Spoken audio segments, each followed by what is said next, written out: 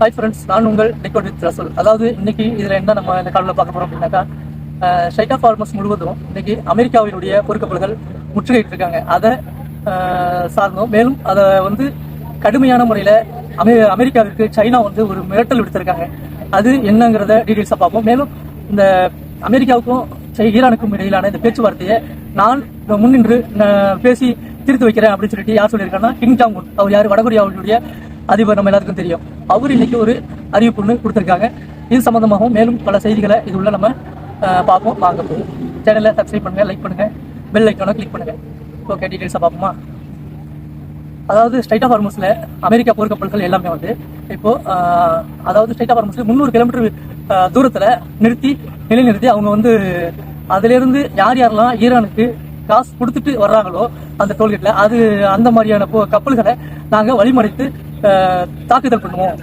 நாங்க வந்து அந்த கப்பல்களை நாங்க அதை வந்து விடுவிக்க மாட்டோம் அப்படின்னு சொல்லிட்டு ஒரு பகிரங்கமா மிரட்டல் ஒன்று கொடுத்துருந்தாங்க. இன்னைக்கு அதை வந்து செய்யும் விதமாக இன்னைக்கு அங்க நிலைநிறுத்தி வச்சிருந்திருக்காங்க. அவங்க போர்க்கப்பல்கள் மற்றும் அவங்களுடைய கப்பல் படைகள் எல்லாமே வந்து அதாவது 300 கிலோமீட்டர் டிஸ்டன்ஸ்ல தூரத்துல தான் வச்சிருந்திருக்காங்க. அதை வந்து அதாவது இன்னைக்கு வந்து ஒரு 15 இருந்து 20 கப்பல்கள் வந்து இன்னைக்கு வெளியாகியதாக தகவல் வந்திருக்கு. அதுல குறிப்பாக சைனாவுடைய கப்பல் வந்து அதுல வெளியாயிருக்கு. இது எப்படி வந்திருக்கு அப்படின்னாக்கா, சைனா வந்து மிக பகிரங்கமா அமெரிக்காவுக்கு ஒரு எச்சரிக்கை ஒன்று கொடுத்திருக்காங்க. அதாவது நாங்க வர்த்தக ரீதியாகவும் மேலும் அந்த நாட்டுடைய பொருளாதார ரீதியாகவும் நாங்க நிறைய ஒப்பந்தங்கள் நாங்க ஈரானுடன் செய்துள்ளோம். அதே சார்ந்து நாங்கள் ஈரானுடைய இறையாண்மையும் மேலும் அந்த ஸ்ட்ரைட் ஆஃப் ஹார்மஸ்ல ஈரான் நிலைத்திருக்கிறதையும் நாங்கள் மதிக்கிறோம்.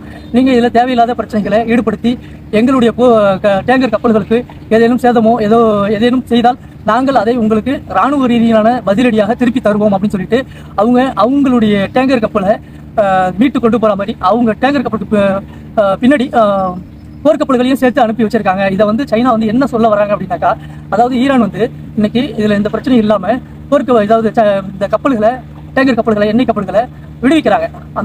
அவங்க சொன்ன கட்டணத்தை வசூல் பண்ணிட்டு விடுவிக்கிறாங்க. ஆனா இப்போ பிரச்சனை பண்றது யாருன்னா அமெரிக்காக்காரங்க தான். அமெரிக்கா வந்து இதை வந்து தடுத்து திரும்பவும் இந்த ஸ்ட்ரைட் ஆஃப் ஹார்மஸ்ல முடிஞ்ச பிரச்சனையை வந்து புது பிரச்சனையா திரும்பவும் கலப்புறாங்க. அப்படிங்கிறப்ப பிரச்சனை உருவாகுறது அமெரிக்காவோட தான். அப்ப இதை வந்து தடுத்தீங்க அப்படின்னாக்கா நாங்க உங்க மேல தாக்குதல் நடத்த தயங்க மாட்டோம் அப்படின்னு சொல்லிட்டு தாக்குதல் நடத்துறதுக்கு ஒரு ஆர்டர் கொடுத்து அந்த போர்க்கப்பலையும் சேர்த்து அனுப்பி வச்சிருந்தாங்க. இது அவங்க சப்போஸ் இந்த தாக்குதல் நடத்தி இருந்தாங்க அப்படின்னாக்கா சைனா சொல்லக்கூடிய விஷயம் என்னன்னா, நாங்க எப்படி இந்த ஸ்ட்ரைட் ஆஃப் ஹார்மஸ்ல இருந்து எங்க கப்பல்களை மீட்டு கொண்டு வந்தோமோ அது மாதிரி நீங்களும் உங்க போர்க்கப்பலை அனுப்பி ஸ்ட்ரைட் ஆஃப் ஹார்மஸ்ல இருந்து வெளியாகக்கூடிய அந்த உங்களுடைய போர்க்கப்பல் அந்த எண்ணெய் கப்பல்களை நீங்களும் தாக்குதல் நடத்தி எடுத்துட்டு போங்க, அதுக்கு ஈரானும் உதவி செய்யும் அப்படிங்கிற மாதிரி தோணில அவங்க சொல்லியிருக்காங்க. ஏன்னா நாங்க அமெரிக்காவை அடிச்சுட்டு நாங்க எங்க போர்க்கப்பல்கள் மூலியமா அடிச்சு நாங்க கொண்டு வந்தோம். அது மாதிரி நீங்க உங்க நாட்டுடைய போர்க்கப்பல்களை எடுத்துட்டு வந்து உங்களுடைய எண்ணெய் கப்பல்களை மீட்டு கொண்டு போங்க அப்படின்னு சொல்ல வராங்க. அப்ப எல்லா நாடுகளும் அமெரிக்காவுக்கு எதிராக தான் திரும்புங்கிறத சைனா ஒரு மறைமுக எச்சரிக்கையாகவும் மேலும் பகிரங்க எச்சரிக்கையாகவும் இதை வந்து நேரடியா இன்னைக்கு செஞ்சு காமிச்சாங்க. ஆனா அவங்க கப்பல்கள் மேல கையை வைக்கல. அமெரிக்கா வந்து அந்த கப்பல்களை எதுவுமே செய்யல. சைனா கப்பல் எண்ணெய் கப்பல்கள் மேல எந்த தாக்குதலும் நடத்தாம இன்னைக்கு சரியான முறையில ஸ்ட்ரைட் ஆஃப் ஹார்மஸை கடந்து சென்றுதான் இருக்கு. அடுத்தபடியா ஓமன் வளைகுடா பகுதிகளில் நிலைநிறுத்தி இருக்கக்கூடிய அனைத்து அமெரிக்க கப்பல்களும் அதிலிருந்து பின்வாங்க வேண்டும் அப்படின்னு சொல்லிட்டு IRGC ஆனது மிக கடுமையான எச்சரிக்கையும் இன்னைக்கு கொடுத்திருக்காங்க. இதுல இருந்து நீங்க பின்வாங்குங்க, இங்க வந்து மிகப்பெரிய உங்களுக்கு மிகவும் அதிசயங்கள் காத்திருக்கிறது. அதாவது உங்களுக்கு நீங்க எதிர்கொள்ளாத மிக ஆச்சரியமூட்டக்கூடிய தாக்குதல்கள் இங்க காத்திருக்கிறது. ஆகையால நீங்க வந்து இதை விளையாட்டுத்தனமா எடுத்துக்காதீங்க அப்படின்னு சொல்லிட்டு இன்னைக்கு ஈரான் IRGC ஆனது ஒரு அறிவிப்பும் கொடுத்திருக்காங்க. அடுத்தபடியா என்னன்னா, அமெரிக்காவில் டொனால்ட் ட்ரம்புக்கு எதிரான மனநிலை நிறைய வந்து இன்னைக்கு பேசப்பட்டு வராங்க. அப்படி பார்க்க வெள்ளை மாளிகையினுடைய செய்தி தொடர்பாளரான சைமன் அப்தர் அப்படிங்கிறவரு இன்னைக்கு என்ன சொல்லியிருக்காரு அப்படின்னாக்கா, அமெரிக்கா இந்த போர்ல ஈரானுடைய போரால சிக்கி தவிக்கிறது, இதுல இருந்து எப்படி நம்ம வெளியேறணும் அப்படின்னு கூட ஒரு ஐடியாலஜி இல்லாத டொனால்ட் ட்ரம்பானவர் இன்னைக்கு இந்த போரின் மூலமாக அமெரிக்காவினுடைய ஒட்டுமொத்த கௌரவத்தையும் அடகு வைத்து விட்டார்.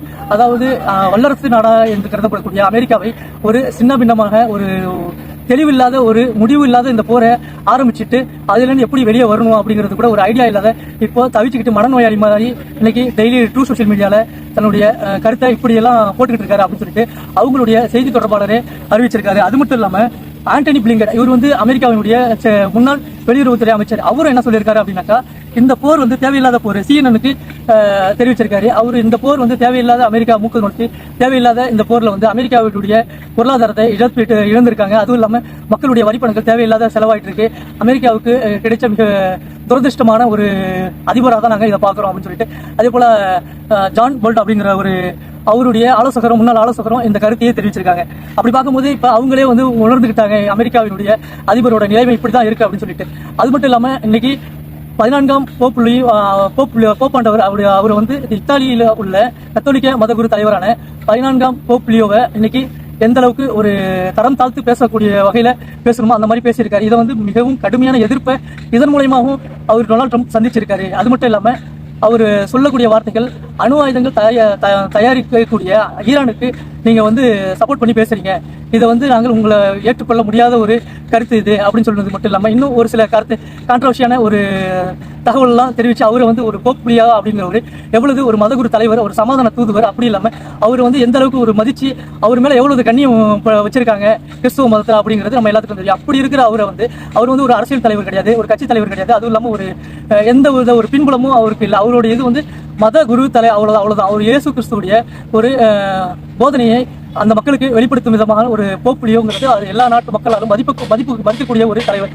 அவரை வந்து இந்த மாதிரி அசிங்கமா அவர் சோசியல் மீடியாவில் இப்படி எல்லாம் வந்து அவருக்கு மேல கருத்து தெரிவிச்சிருக்காரு. அது மட்டும் இல்லாமல் இந்த நானே ஜீசஸ் அப்படின்னு சொல்லிட்டு ஒரு போட்டோவை போட்டு சோசியல் மீடியாவில் அவரே வந்து ஒரு நானே இயேசுவாக இருந்து நான் உங்களை அனைத்து பேருடைய உடல் நலத்தையும் சரி பண்ணுவேன் அப்படின்னு சொல்லிட்டு ஒரு முட்டாள்தனமான போஸ்டையும் இன்றைக்கு வெளியிட்டிருக்காரு. இதற்கும் அனைத்து மக்கள்களும் கண்டனம் தெரிவிச்சது இல்லாமல் அமெரிக்காவிலுடைய கிறிஸ்தவ சபை தலைமை, அதாவது கத்தோலிக்க கிறிஸ்தவ சபையுடைய தலைமை மதகுருவே வந்து இதுக்கு வந்து நீங்கள் செய்கிற செயல்கள் சரியில்லாத ஒரு தலைமை எடுத்து காட்டுகிறது அப்படின்னு சொல்லிட்டு மிக கடுமையான விமர்சனங்களை வச்சிருக்காங்க. அதே மாதிரி இத்தாலியில் பிரதமரான லியோனி அவங்களும் இதுக்கு கண்டனம் தெரிவிச்சிருக்காங்க. மேலும் வந்து ஈரானிய தலைவர் இருக்கார், ஈரானிய அதிபர் பெஷக்ஷியான் அவர் வந்து இந்த போப்பியோவை கண்டிச்சதை அவங்களுக்கு ஆதரவாக தெரிவிக்கும் விதமாக ஒரு கட்டுரை ஒன்று எழுதியிருக்காரு. கட்டுரை ஒன்று அவங்களுக்கு வந்து ஆதரவு தெரிவிக்கும் விதமாகவும் அவர் இன்னைக்கு ஒரு அறிவிப்பு ஒன்று கொடுத்திருக்காரு. உங்களை மதிக்கக்கூடிய தகுதி அவருக்கு இல்லை.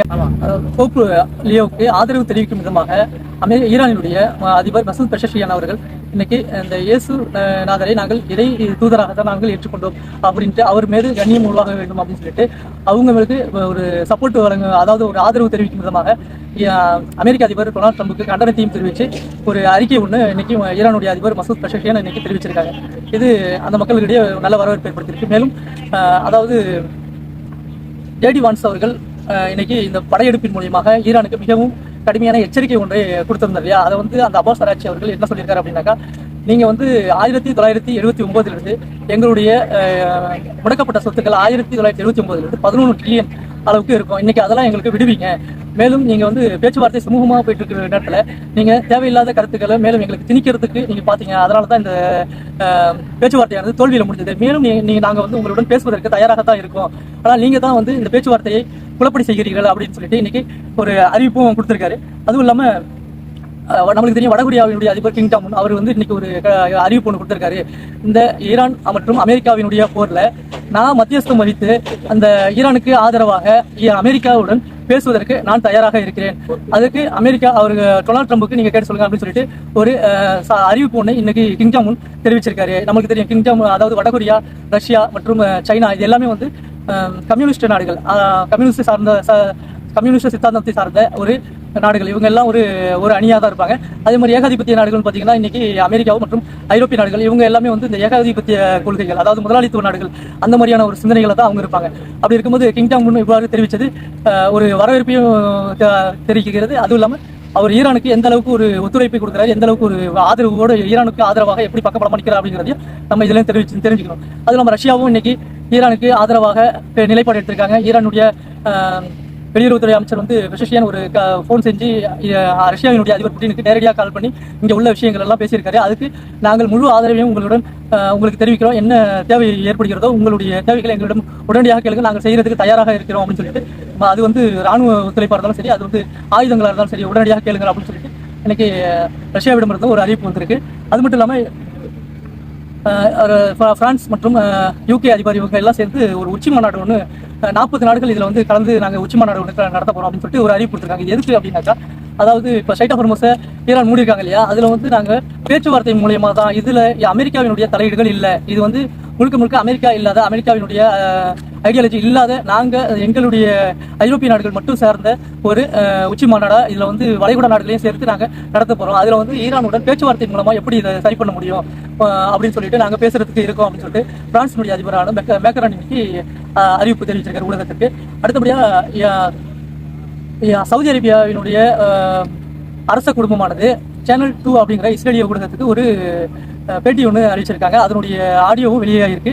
அதில் என்ன சொல்லியிருக்காங்க அப்படின்னாக்கா, அவங்க ஈரானுடன் நீங்கள் போர், அதாவது இப்போ முற்றுகையிட்டு இருக்காங்க இல்லையா, அந்த ஸ்ட்ரைட் ஆஃப் ஹார்மஸை கப்பல் மூலியமா முற்றுகையிட்டு தாக்குதல் நடத்த போறோம் அப்படின்னு சொல்லிட்டு ஒரு அறிவிப்பு கொடுத்துருக்காங்க இல்லையா, இது மாதிரி செய்யறதை நிறுத்துங்க, இது மாதிரி செஞ்சீங்கன்னா எங்களுக்கும் அந்த பாதிப்புகள் எதிரொலிக்கும். நீங்க துறைமுகங்களில் தாக்குதல் நடத்தி அவங்களுடைய ஏற்றுமதி இறக்குமதியை நீங்க வந்து தாக்குதல் பண்ணி அழிச்சிங்க அப்படின்னாக்கா அவங்க திரும்பவும் இங்கே உள்ள துறைமுகத்தை தான் தாக்குவாங்க. அதனால இப்போ நடந்துகிட்டு இருக்கக்கூடிய வர்த்தகமும் பாதிக்கப்பட்ட முழுவதுமா இதுக்கு வளைகுடா நாடுகளுக்கு தான், எங்களுக்கு தான் பாதிப்பு அதிகமாக இருக்கும். இதன் மூலமா இப்போ நடந்துகிட்டு இருக்கக்கூடிய அந்த கொஞ்ச நெஞ்ச ஏற்றுமதியும் இல்லாமல் போயிடும். இப்போதான் வந்து அவங்க அந்த செங்கடல் பகுதியிலேருந்து பைப்பு குழாய் மூலமா செங்கடல் பகுதியில் அந்த பாபல் மந்த் வழியா இந்த வரக்கூடிய அந்த சைட்லேருந்து ஸ்ட்ரைட் ஆஃப் ஹார்மஸ் வழியா போறதுக்கு அந்த பைப்பு குழாய் ஒன்று வச்சிருந்தாங்க இல்லையா, அதை தாக்குதல் பண்ணதை இப்போதான் சரி பண்ணி திரும்பவும் அதை வந்து ஏற்றுமதி செய்யறதுக்கு ஆரம்பிச்சிட்டாங்க செங்கடல் பகுதியில். இப்போ திரும்பவும் நீங்க அந்த துறைமுகங்கள் சார்ந்து தாக்குதல் நடத்துறீங்க அப்படின்னாக்கா ஈரான்ல அவங்க இப்போ பாபல் மந்தத்தில் செங்கடல் பகுதியில் இருக்கக்கூடிய ஹவுதீஸ்களையும் ஆக்டிவேட் பண்ணி விட்டுருவாங்க. அப்படி பண்ணிட்டாங்கன்னா செங்கடல் பகுதியை மூடுவதற்கு ஹவுதிகள் தயங்க மாட்டாங்க. அது மட்டும் இல்லாமல் அவங்களும் தாக்குதல் பண்ணுவாங்க. அப்படி பண்ணாங்க அப்படின்னாக்கா ஒட்டு மொத்தத்தில் இப்போ இருக்கக்கூடிய பாதிப்பை விட மேலும் பாதிப்புகள் அதிகமாகக்கூடிய வாய்ப்புகள் தான் இருக்கு அப்படின்னு சொல்லிட்டு அவங்க இன்னைக்கு அறிவு கொடுத்து, அதாவது நீங்க தரைப்படை அனுப்பி தரைப்படை மூலமாகவே இந்த ஈரான் மேல தாக்குதல் நடத்தி அவங்களுடைய இப்போ நடந்துட்டு இருக்கக்கூடிய ஆட்சியாளர்களை மாற்றுவதற்கு, அவர்கள் ஆட்சியாளர்களை கவிழ்த்து வேறு ஒரு அமெரிக்கா மற்றும் இஸ்ரேலுக்கு சாதகமான ஒரு ஆட்சியாளரை நிறுவுவதற்கு அந்த வழியை நீங்க பாருங்க. அது தரைப்படை மூலமாகவும் பைலஸ்டோக் தாக்குதல் ஒன்று நிறுத்தி வச்சிருந்தாங்க இல்லையா, அதன் மூலமா நீங்க உங்களுடைய சாதனைகளை செய்யுங்க அப்படின்னு சொல்லிட்டு அதற்கு என்ன செலவாகுமோ அதை வந்து நாங்கள் ஏற்றுக்கொள்கிறோம், அதை நாங்கள் தயாரா இருக்கோம் கொடுக்குறதுக்கு அப்படின்னு சொல்லிட்டு சொல்லியிருக்காங்க. அது மட்டும் இல்லாமல் இன்னைக்கு அடுத்த கட்ட பிரச்சனையா என்ன ஆயிடுச்சுன்னா, இந்தோனேஷியாவில் அமெரிக்கா வந்து ஒரு முக்கியமான 3 வித ஒப்பந்தத்தை பண்ணியிருக்காங்க.